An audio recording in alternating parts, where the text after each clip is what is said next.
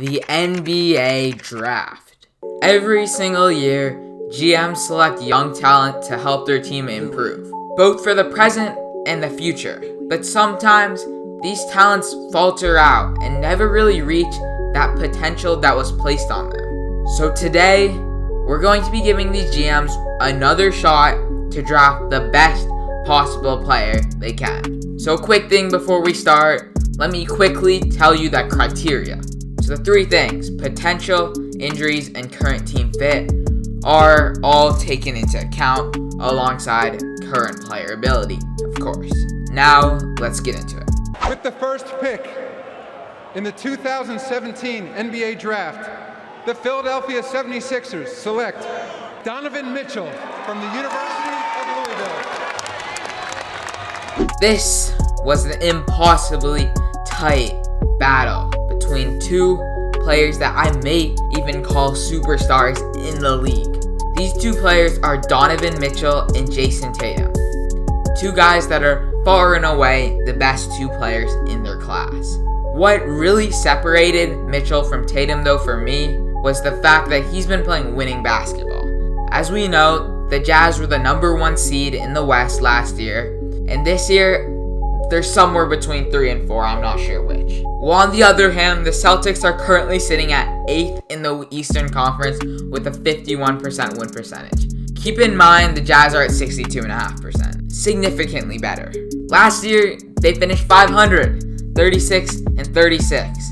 Although you could argue maybe we should not be taking in winning basketball into player comparison, it just seems too vital the fact that Donovan Mitchell is competing for a title, while Jayson Tatum is competing for a playoff spot. When it comes to statistics, Mitchell is averaging 25.5 points, 4 rebounds, 5.2 assists on 45% shooting, 34% from 3, and 88% from the free throw line. And this is compared to Jayson Tatum's 26 points, 8.5 boards, 4 assists on 42, 33, 84 splits. So it is truly a tight one, but since they're relatively similar when it comes to statistics, I just am using winning basketball to decide who really should go #1. Oh, and one more thing I should add on. I know everyone talks about Jayson Tatum's crazy potential, but guys, he's starting to get older, okay? He's not going to drastically just jump up to a 32-point per game score. He hasn't gone better in the past 3 years, and I don't see him getting that much better in the rest of his career. But that doesn't mean that he's not going to be like a top 10 player for the rest of his career. So I just had to address that one. Now, let me get on. Skip 2. Let's go to 3. With the third pick in the 2017 NBA Draft, the Boston Celtics select Bam Adebayo from the University of Kentucky. So this one is another really close one. It's between Bam Adebayo and Jarrett Allen. Jarrett Allen this year has averaged 16 points, 11 boards, and 2 assists on 69% shooting and 69% from the free throw line. Pretty good stats. Bam, on the other hand, has averaged 19 points, 10 boards, 3 rebounds, 52% on shooting, and 77% from the line. They're both elite defensive players, potentially both all defensive team players, but there's one thing that just separates them, and that's the fact that Bam has been more consistent throughout the years. For the past 3 years, I'd say Bam Adebayo has truly been an all-star caliber player. While on the other hand, Jarrett Allen has really only been an elite player this year. So if I was Boston, I would choose the safer pick in Bam Adebayo over Jarrett Allen. Though, that could be changing very quickly. And obviously, Phoenix takes Jarrett Allen. Let's go to 5. With the fifth pick in the 2017 NBA Draft, the Sacramento Kings select De'Aaron Fox from the University of Kentucky. Sacramento actually retains their pick in De'Aaron Fox. Fox is a guy that has really struggled this year. If I made this video at the end of last year, he probably would have been going 3, but since he's fallen off quite drastically this year, I can't say that's the case anymore. He's averaging 21 points, 4 boards, 5 assists on 46, 25, 75 splits. But compared to last year, which he averaged 25, 4, and 7 assists on 48, 32, 72 splits, he's definitely having a down season. Since Bam Adebayo and Jarrett Allen have been very good this year, I can't see any team taking Fox over either of them. But this, again, could all change. It's all a really tight one between these three 3, 4, and 5 slots. Pick in the 2017 NBA Draft, the Orlando Magic select John Collins from Wake Forest University. I guess you could say another really close one. It's between John Collins and OG Anunoby. I know a lot of you guys don't watch the Raptors that much, but if you don't know, OG is having a great season. I mean, and compared to John Collins, he's putting up better numbers while being better on defense. John's putting up 16, 8, and 2 on 54, 41, 80 splits, while OG's putting up 19, 5, and 3 on 44, 35, 77 splits. But there's one big thing that I have to say about John Collins is that he just has such a low usage rate. When I've watched the Hawks, everything, and I mean everything, goes through Trae Young. It's not really the case with the Raptors. John Collins' usage rate is just extraordinarily low. On paper, Collins is about a 20% usage rate, while OG has about a 22%, which is approximately about a 10% difference, which makes up for the 17 and 19 points per game. But I don't think that usage rate number shows entirely what's happening on the court. John just doesn't have the ball in his hands that much compared to OG. So what I'm assuming is that if John Collins was on another team, his numbers would be way higher. So that's keeping Collins ahead of OG at the current moment. And I don't think this one's going to change for a while. With the 8th pick in the 2017 NBA Draft, the New York Knicks select Lonzo Ball from UCLA.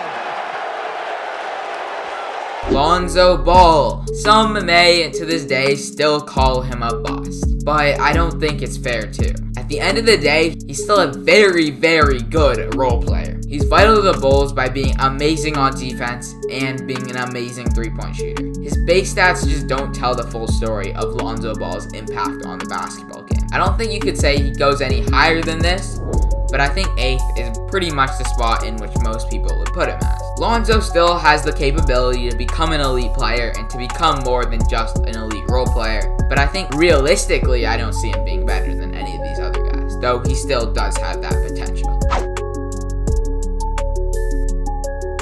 Dillon Brooks.